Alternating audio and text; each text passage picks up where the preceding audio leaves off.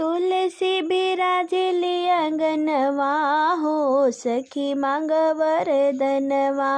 तुलसी बिराजेली अंगनवा हो, सखी मांग वरदनवा।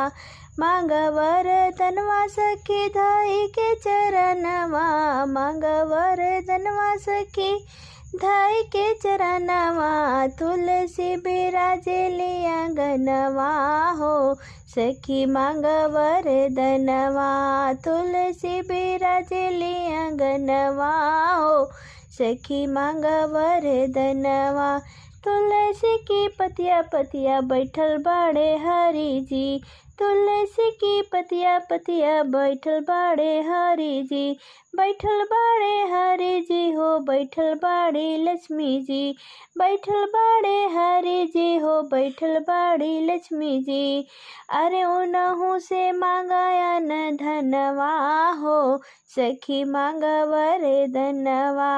उनहु से मांगाया न धनवा हो, सखी मांग वरदनवा। तुलसी बिराजेली अंगनवा हो, सखी मांग वरदनवा। तुलसी बिराजेली अंगनवा हो, सखी मांग वरदनवा। तुलसी की डरिया डरिया बैठल बड़े कान्हा जी, तुलसी की डरिया डरिया बैठल बड़े कान्हा जी। बैठल बड़े कान्हा जी हो, बैठल बड़ी राधा जी। बैठल बड़े कान्हा जी हो, बैठल बड़ी राधा जी।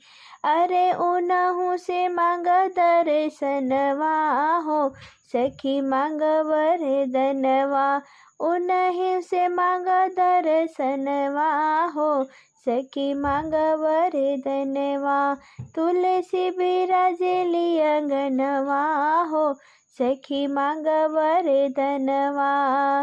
तुलसी की मोजर मोजर बैठल बाड़े भोला जी, तुलसी की मोजर मोजर बैठल बाड़े भोला जी। बैठल बाड़े भोला जी हो, बैठल बाड़ी गौरा जी। बैठल बाड़े भोला जी हो, बैठल बाड़े भोला जी गौरा जी। अरे उनहु से मांगा सिर सिंदूरवा हो, सखी मांग वरदनवा। उनहु से मांगा सिर व सिंदूरवा हो, सखी मांग वरदनवा। तुलसी बिराजेली अंगनवा हो, सखी मांग वरदनवा। तुलसी के जड़वा जड़वा बैठल बड़े शालिग्राम जी, तुलसी के जड़वा जड़वा बैठल बड़े शालिग्राम जी। अरे उनहु से मांग बैकुंठ धामवा हो, सखी मांग वरदनवा। उनहु से मांग बैकुंठ धामवा हो, सखी मांग वरदनवा।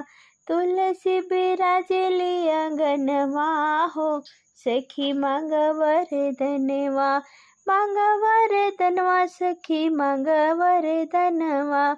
मांग वरदनवा सखी धाई के चरणवा। तुलसी बिराजेली अंगनवा हो, सखी मांग वरदनवा।